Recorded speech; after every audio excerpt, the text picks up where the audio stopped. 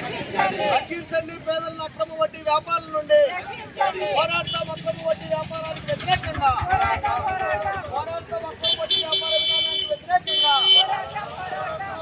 రక్షించండి పండుగ ఇస్రాయేల్ నుండి పేదలను రక్షించండి అక్రమ వడ్డీ వ్యాపారి పండుగ ఇస్రాయేల్ నుండి పేదలను రక్షించండి అక్రమ వడ్డీ వ్యాపారి పండుగ ఇస్రాయేల్ నుండి పేదలను రక్షించండి అక్రమ వడ్డీ వ్యాపారి పండుగ ఇస్రాయేల్ నుండి పేదలను రక్షించండి అక్రమ వడ్డీ వ్యాపారి పండుగ ఇస్రాయేల్ నుండి పేదలను పోరాడతాం అక్రమ వడ్డీ వ్యాపార విధానానికి వ్యతిరేకంగా పోరాడతాం అక్రమ వడ్డీ వ్యాపార విధానానికి వ్యతిరేకంగా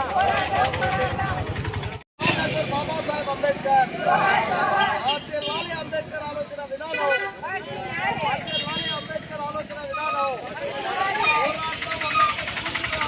వ్యతిరేకంగా పోరాడతాం అంబేద్కర్ స్ఫూర్తితో అక్రమాలకు వ్యతిరేకంగా పోరాడతాం అంబేద్కర్ స్ఫూర్తితో అక్రమాలకు వ్యతిరేకంగా రక్షించండి పేద ప్రజలను అక్రమ వడ్డీ వ్యాపారుల నుండి రక్షించండి పేద ప్రజలను అక్రమ వడ్డీ వ్యాపారుల నుండి రక్షించండి పేదలను అక్రమ వడ్డీ వ్యాపారుల నుండి డోన్ పట్టణంలో అక్రమ వడ్డీ వ్యాపారం వసూలు చేసి ప్రజల మాన ప్రాణాలతో ఆడుకుంటున్న విధానానికి వ్యతిరేకంగా కుల వివక్ష వ్యతిరేక పోరాట సంఘం ఆధ్వర్యంలో ఆందోళన కార్యక్రమాన్ని నిర్వహిస్తా ఉన్నాం. దాదాపు ఇప్పటికీ 10 సంవత్సరాలుగా డోన్ పట్టణంలో ఉండేటువంటి ప్రజలు అక్రమ వడ్డీ వ్యాపారస్తుల వల్ల చాలా చాలా చాలా ఇబ్బంది పడుతున్నటువంటి ఒక దుర్మార్గమైన పరిస్థితి ఇక్కడ కొనసాగుతూ ఉంది. అయితే ఈ పరిస్థితులపైన పోలీసులకు కానీ అధికారులకు కానీ ఏమాత్రం పట్టట్లేదు. గతంలో మనకు తెలుసు, కరోనా కంటే ముందు కాల్మనీ కేసు ద్వారా ఇక్కడ జరుగుతున్నటువంటి ఈ విష రాకెట్ పైన విజృంభించిన పరిస్థితి కూడా మనం చూసాం. అయితే అది ఆ రోజు మాత్రమే ఫుల్ స్టాప్ పెట్టారు. మరి ఆ తర్వాత ఏమైంది? అక్రమ వడ్డీ వ్యాపారం చేసేవాడు ఏమైనా సక్రమంగా మారాడా అని చెప్పేసి సందర్భంగా మేము అడుగుతా ఉన్నాం.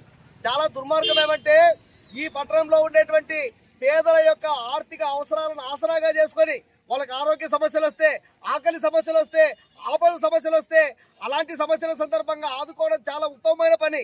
మేము దాన్ని అభినందిస్తాం.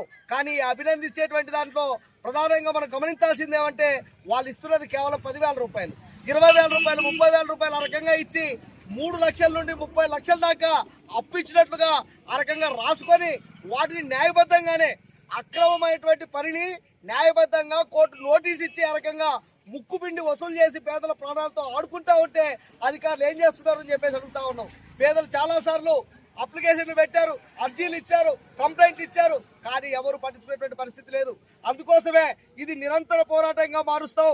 ఇప్పటికైనా డిఎస్పీ గారు దీనిపైన ప్రత్యేకమైనటువంటి శ్రద్ధ పెట్టాలి.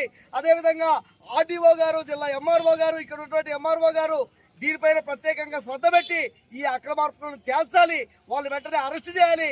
లేకపోతే రానున్న కాలంలో మరింత పెద్ద ఎత్తున ఉద్యమిస్తామని చెప్పేసి సందర్భంగా నేను హెచ్చరిస్తా ఉంటాను.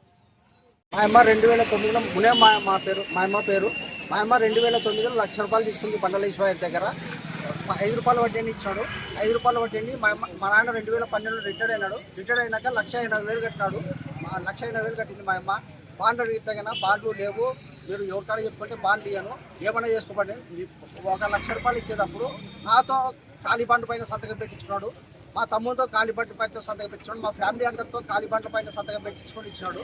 తర్వాత ఆ కాలిబండ్ తీసుకొని ఉప్పరి శేఖరు రైల్వేలో పనిచేసే అంటే ఎంప్లాయీని పట్టుకొని మా తమ్ముడు పనిచేసే గుత్తిలో పోయేసి మా తమ్ముడు శాలరీ స్లిప్, తర్వాత మా తమ్ముడు పర్టికులర్స్, మా తమ్ముడు సంతకాలన్నీ తీసుకొని వచ్చేసి కోర్టులో కేసు ఎవరికి రానికుండా, నోటీసులు రాకుండా కేసు వేసి మా తమ్ముడికి ₹6,00,000 కట్ చేయించినాడు.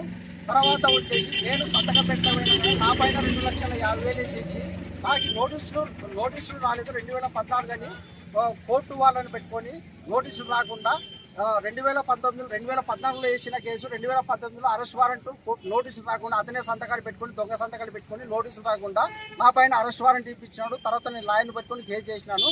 లాయర్లు పట్టించుకోవడం లేదు. పోలీసు ఇంతవరకు 3 ఎస్పీలకి నేను కంప్లైంట్ ఇచ్చినాను. 3 ఎస్పీలు కానీ ఇంతవరకు డోన్లో పట్టించుకోలేదు. మళ్ళా ఈయన కాల్మనీ కేసు కొట్టేయడానికి 2 బాధితులతో కానీ సంతకం పెట్టించుకున్నాడు. వాళ్ళు కానీ పట్టించుకోవడం లేదు. మీరు మాకు న్యాయం చేయగలరని మేము చెప్తున్నాం.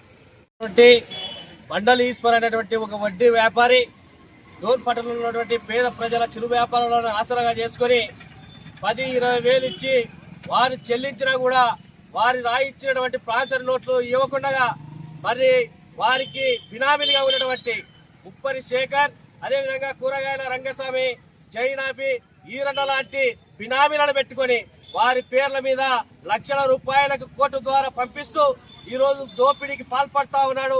వీటిపైన అనేక సందర్భాల్లో ఇక్కడ బండల ఈశ్వర్ బాధితులు ఆందోళన కార్యక్రమాలు నిర్వహించినా గానీ అధికారులకైతే పోలీసు అధికారులకైతే ఎవరికి కూడా చలనం కూడా లేనటువంటి పరిస్థితి దాపరించింది. ఇప్పటికైనా కూడా పోలీసు అధికారులు రెవెన్యూ అధికారులు స్పందించాలి. తక్షణమే బండల ఈశ్వర్ వారి బినామీ ఇళ్లపై ఏసీబీ దాడులు నిర్వహించి వారి అవినీతి అక్రమాలను కట్టడి చేయాలి. లేకపోతే కనుక కేవీపీఎస్ నిర్వహించినటువంటి బండల ఈశ్వర్ బాధితుల పోరాటానికి సిపిఎం పార్టీగా సంపూర్ణ మద్దతు తెలియజేస్తా ఉన్నాం.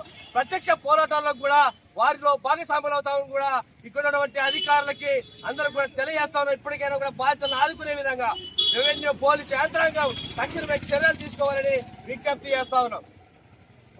నా పేరు నూర్జహాన్. మా ఆయన 2010లో చనిపోయినా 2009లో తీసుకున్నాను. 60,000 తీసుకుంటే 1,10,000 కట్టిన. బాడీ ఇస్తా అని ఇవ్వకుండా నాకు కానీ 1,00,000 కోర్టు వేసినాడు. నాకు వేసినాక కారమణి కేసులో వచ్చి చెప్పినా మళ్ళీ నా కొడుకు తెచ్చి 8,50,000 వేసినాడు. ఇంట్లో సామాన్లు ఎత్తుకుపోయినాడు.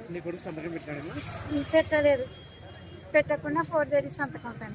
మళ్ళీ ఇంటికాడికి వచ్చి నాకు గేరు ఉరికిచ్చి పెద్ద తిట్లు తిట్టి ఇది చేసినాడు. కోర్టు కేసు నా కొడుకు కేసు నా కేసు. ఇప్పుడు మాకు తిండికి కానీ గతి లేదు. అట్లా చేసినారు.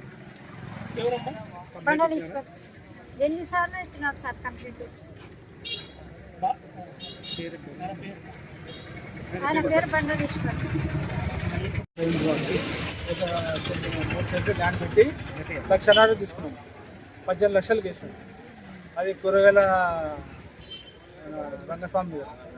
రంగస్వామి మళ్ళీ ముస్లిమ్స్ ఏడిపోయిన 6 లక్షలు తీసుకున్నాం. ఎంత తీసుకున్నారు? 1,00,000 తీసుకున్నాం. 18 లక్షలు తీసాం. వడ్డీ కట్టాం. 5 నెలలు కట్టాం. వడ్డీ 10 రూపాయలు. ఇప్పుడు ఎన్ని లక్షలు తీసినారు? 18 లక్షలు తీసినారు. అధికారులు మీరు కలవలేదు? కలిసాం. ఎస్పీ గారిని కలిసిన. ఎస్పీ కలిసి కాపీ కానీ ఇచ్చినారు.